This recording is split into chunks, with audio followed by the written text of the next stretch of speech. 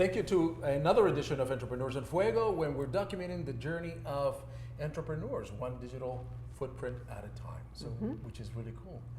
And here we are today with Laurie Battaglia.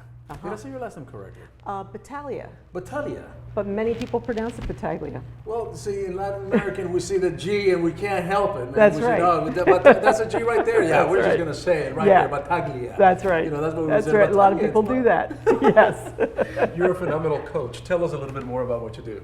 Okay. Well, I work with companies Yes. who are experiencing some either turnover, or maybe they've got silos in their companies where people don't talk to each other. There's something going on with their people and their teams. Right. And so they tend to hire us to come in and help them find common ground and build trust and then move the group forward. Why do people don't talk to each other? Why don't they? That's an excellent question. I'm not sure. But I think a lot of times it's we don't know each other. We don't know if we can trust each other. It takes some active reaching out and connecting for someone to feel like they trust another person. And a lot of times we work together and we really don't know anything about the other person. And this is within the organization. I mean, this is not where you have Right. a branch office over there and people all over the places that not talking to you. This is probably inside the organization, correct? It's within the organization, but a lot of times these days people do have teams that are either across time zones or Okay. across the world, or they're global, and that adds a whole different layer of complexity to it. Let's talk about the organization where you are next to each other. I've seen people actually email or text to the person who is in the next room. Yes. Is that ridiculous? Yes, but I'm guilty. And I'll tell you why. I worked with a guy named Tony, and Tony was an extreme introvert, and he made it clear that he'd played a lot of football, so he got hit a lot in the head. And he said, if you don't write it down, I won't remember it. Second of all, when I'm in my zone, I really love to stay in my zone, so it'd be really great for me if you would email me. And then we can set up a time to talk. And I realized that was probably, Tony worked for me. So if I really want to get the most out of Tony, I modify to meet his needs. And I also worked in an accounting group as the training manager, and the accountants are very much head down, supreme focus. Right. And so they liked it, emailing, and it creates bad habits because now you're afraid to pick up the phone or you're afraid to get up and walk over. Is there a protocol that we should follow for emails, for texts? Wow. How long should we wait until we expect a reply and become impatient? Is there? I mean, nobody's written a book about this, or there's no law, if you will, that Right. says, you know, when I text you, you got to text me back immediately. But somehow we are expecting that right now. Right. And we begin to text more and more and more, and so the phone just And buzzes question and marks buzzes. and buzzes and buzzes and buzzes, Yes. and then that creates anxiety and a desire to just not to reply to that It individual. does. Or you get a lot of this kind of, you know, I'm paying attention to me, but I'm not really because I'm down here under the table doing this. And there's a whole conversation going on down here.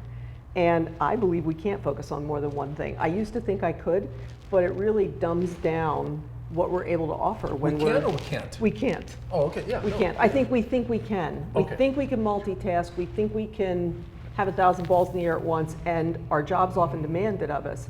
But in reality, it should be one thing at a time, and focus on that one thing at a time, and then do it well. So to answer your question about is there protocol, some companies actually have some protocol around how often you have to answer emails, how often you know, what do you do if you get a text? And it can be one thing in one company and one thing someplace else, and then we're not sure why the new employees don't quite get it.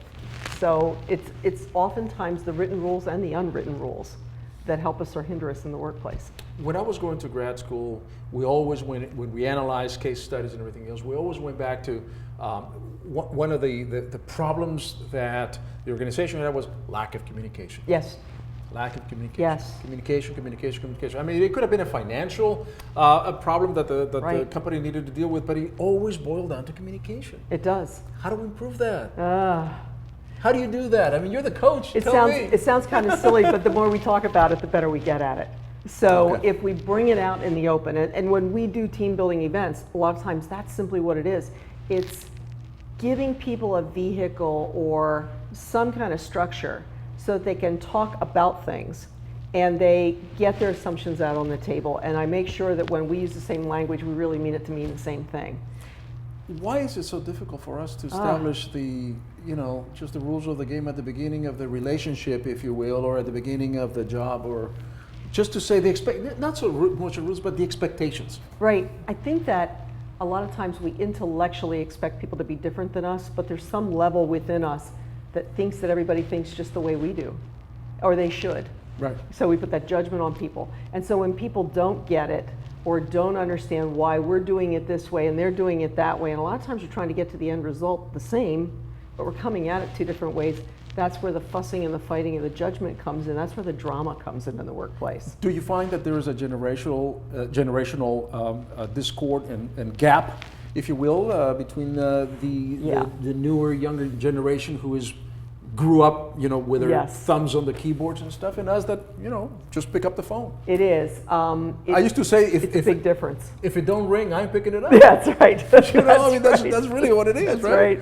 And we used to always call each other, and I spent hours on the phone in my business when I was in my corporate life early on, and I almost hate to pick up the phone now. And again, it comes from conditioning, and it comes from, wow, I spent hours on the phone, there's hours out of my life. So I hesitate to do the things that could lead to closer connection with people. So you leave corporate America, and you decide, I'm going to take this leap. I'm going to do this on my own. Yeah. Scary? Very scary. Very scary. I planned for it for years. I actually dreamed up the idea of being in business in 1993 when my bank went under and the government moved in. And I said, there has to be a way to treat people well and make money. There has to be a way to do that. And I kept thinking about it, and I felt like I didn't have the right credentials. I didn't have my degree. So I went back to school. I got an associate's degree, a bachelor's degree, a master's degree. I eventually coach certified. I did all those things. I went from the very tiny organizations of under 100 people to one of the biggest banks in America. I think I just saw that the bank I was with, Wells Fargo, had 273,000 employees when I was there, and continues to kind of flux and grow. Sure. So there's just all kinds of environments that you can be in. Yeah. Yep. So now you are in business for yourself. Yes.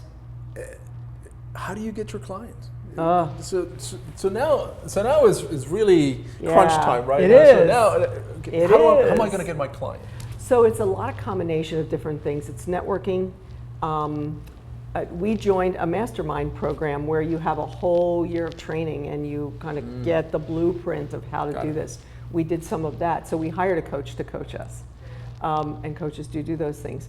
But I'm out on the streets basically in Phoenix and Scottsdale and the whole Valley of the Sun, meeting people. I'm in NAWBO, the National Association of Women Business Owners. Sure. I'm in a number of organizations, and I'm looking for speaking engagements. And usually when people hear me speak about things, then they want to talk.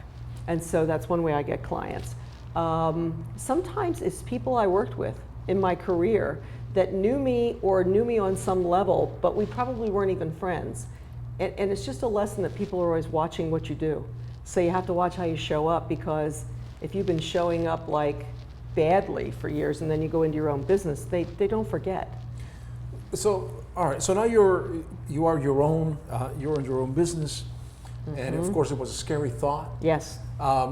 Did you have your group of fans, or did you have a support system that said, go ahead and do it, or was it very lonely there in that decision? Well, I always have my husband and business partner Joe is always right across the desk. We have desks that face each other in one office at home, and so we're always right there together. So I always have him. You don't get bored and tired of we don't get bored and tired of each other, but he's much more introverted than I am. So I do find the need to get out of the house. When I'm in the house all day long, for more than a couple of days, you got to get out. It makes me crazy. You got to go and look at. And we had talked that out before it ever happened. That's He's cool. like, you're going to need to go.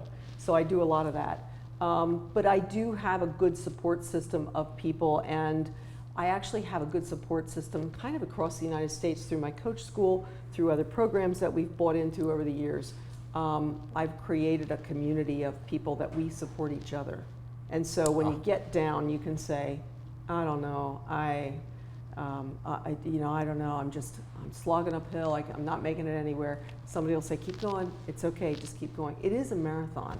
When you're in business for yourself, it's not a quick sprint. A lot of people have some beginner's luck and they think, yay, I've got it, quit my day job. And I don't find that it's a quick hit unless you just sort of right place, right time. Some people do it, but it's a long marathon of doing the right things over and over and over and over again until it comes back to you.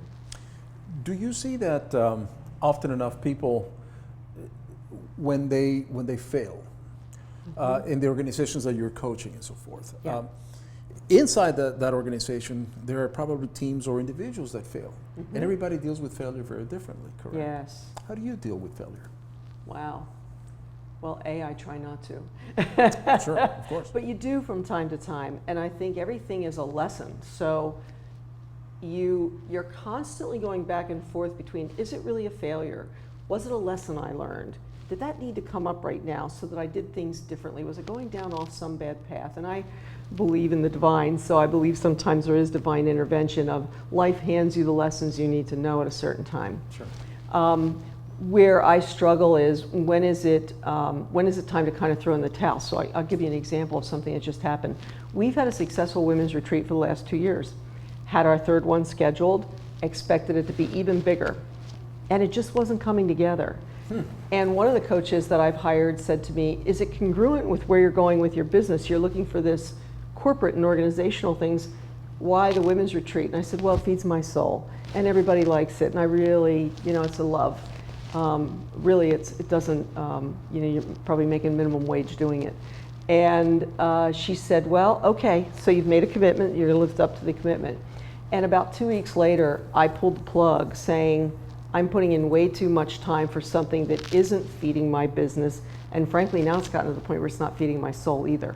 So it must not be meant to be. It became that boat. Yes. Parked in the marina. Yes. Okay. Yes, and there you are. And Yeah. Exactly. Exactly. And that's so you want to be able to recognize when something that you might have had some passion for is dragging you down anymore. Yes. And you want to it let happens. It go. And that It takes happens. maturity, doesn't it?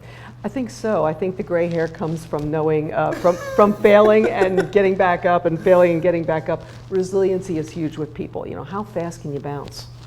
And I think entrepreneurs need to have that resiliency or they will just fade out and go away.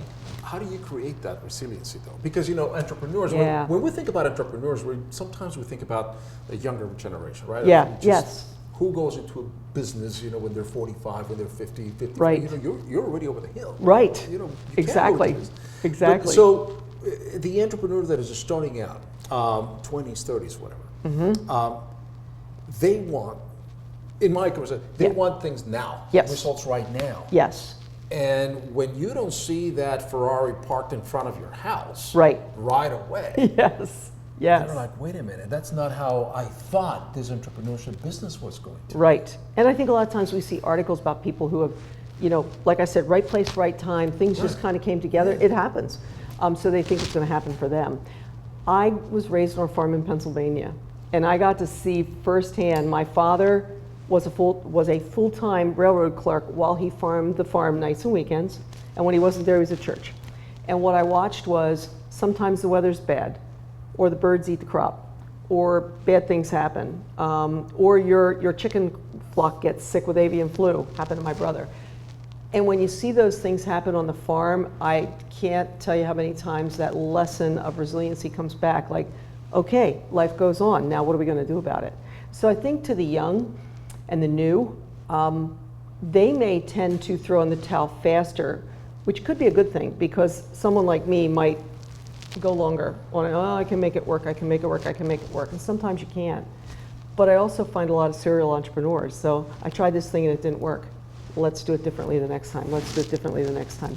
There's a constant reinvention, and there are so many baby boomer businesses, it's crazy these days. Like that's the new thing, the encore career and the do it your way. It's just that bounce, figure it out, learn from it, move forward. Figure it out, right? Yeah, figure it out. Figure it out. And ask other entrepreneurs and ask people at places like this that actually have some experience with it. things fly around here. As Yeah, you can how see. about that? That's Yeah, pretty and, cool. you know, I have a pretty good catcher. So. Yeah.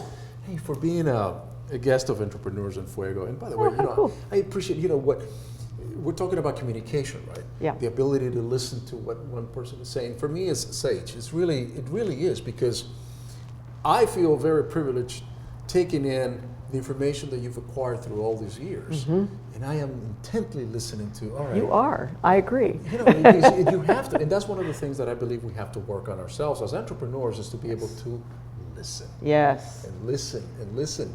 The fact that we got to be 50, 55, 60, 65 didn't happen by Right.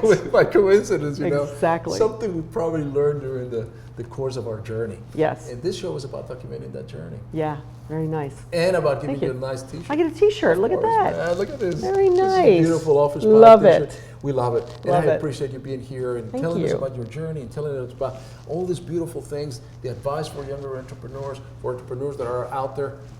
Listen. Yes. Listen, connect, Listen, connect, and bounce. balance, resilience, Exactly.